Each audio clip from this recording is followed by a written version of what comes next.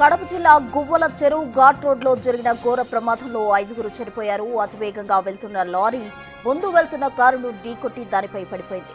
ఈ ఘటనలో కారులో ప్రయాణిస్తున్న ఒకే కుటుంబానికి చెందిన 5గురు అక్కడికక్కడే మృతి చెందారు. సొంతూరులో జాతర ఉండడంతో అందరూ బెంగళూరు నుంచి బయలుదేరారు. ప్రమాదం జరగకపోతే మరికొన్ని గంటల్లో అంతా సొంతూరుకి చేరుకునే వాళ్లే. కానీ లారీ డ్రైవర్ నిర్లక్ష్యానికి అందరూ బలైపోయారు.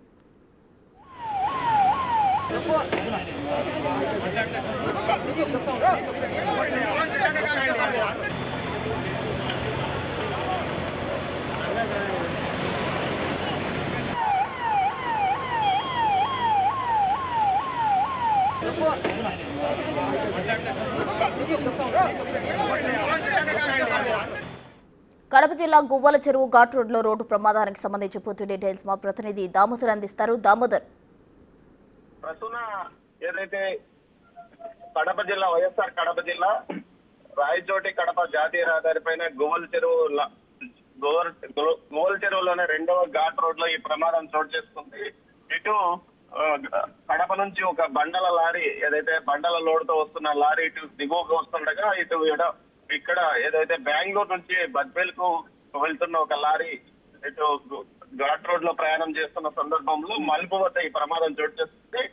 కారు లారీ సమీపంలోకి వెళ్ళినప్పుడు లారీ ఒరిగిపోవడంతో ఒక్కసారిగా బండల లోడ్తో ఉన్న లారీ మొత్తం కారు మీద పడిపోవడంతో కారులో ఉన్న వారంతా మరణించారు.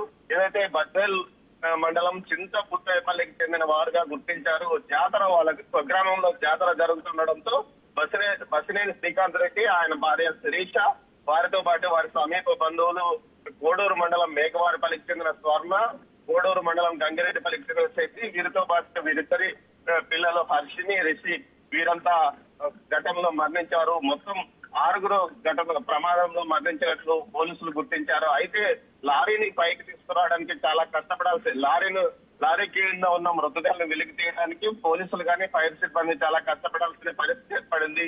2 క్రేన్లు అక్కడికి తెప్పించి లారీ కింద పడిపోయిన లారీని పైకి లేపి ఏదైతే మృతదేహాలను వెలికి తీసి పోస్ట్ మార్టం నిమిత్తము రాయచోటి ప్రభుత్వ ఆసుపత్రికి తరలించారు. మొత్తం మీద ఈ ఘటన ఏదైతే చింతపుత్తయ్య గారిపల్లి గ్రామంలో విషాదాన్ని నింపిందని చెప్పవచ్చు.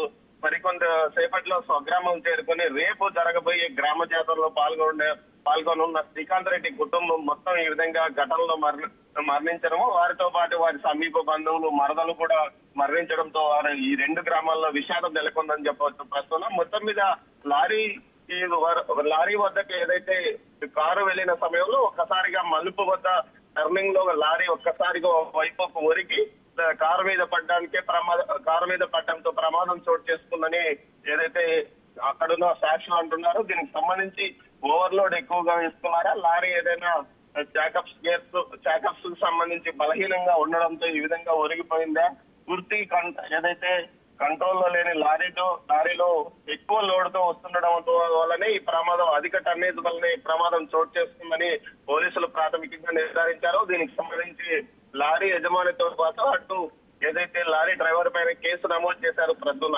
దామోదర్, అయితే ఈ ఘటన చూసిన ప్రత్యక్ష సాక్షులు ఏమంటున్నారు?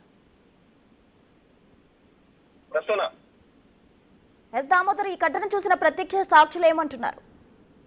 ప్రస్తుతం ఈ ఘటనకు సంబంధించి ఏదైతే మలుపు వద్ద లారీ ఒక్కసారిగా ఒరిగిపోయి దాటడానికి ప్రయత్నిస్తున్న సందర్భంలోనే ఈ ఘటన చోటు చేసుకోవడం వల్లనే ప్రమాదం జరిగిందని చెప్తున్నారు.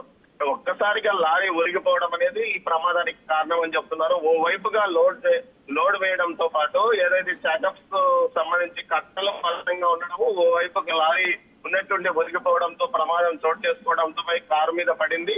ఇటు బెంగళూరు నుంచి వస్తున్న లారీ ఏదైతే కారు రాయచోటి మీదుగా అటు వెళ్లాల్సి ఉంది. అటువైపు ఏదైతే కడప వైపు నుంచి బండలు వేసుకొని ఇటు రాయచోటి వైపు వస్తున్న లారీ ఇటు ఎదురుగా ఉన్న సమయంలో మలుపు వద్ద ఒక ఘాట్ రోడ్ కావడంతో తీవ్రమైన ఉంది. ఇలాంటి సమయంలో కూడా లారీ అతివేగంగా వెళ్ళడం వల్లనే ఈ ప్రమాదం జరిగిందని కూడా చెప్తున్నారు. ప్రస్తుతం థ్యాంక్ యూ.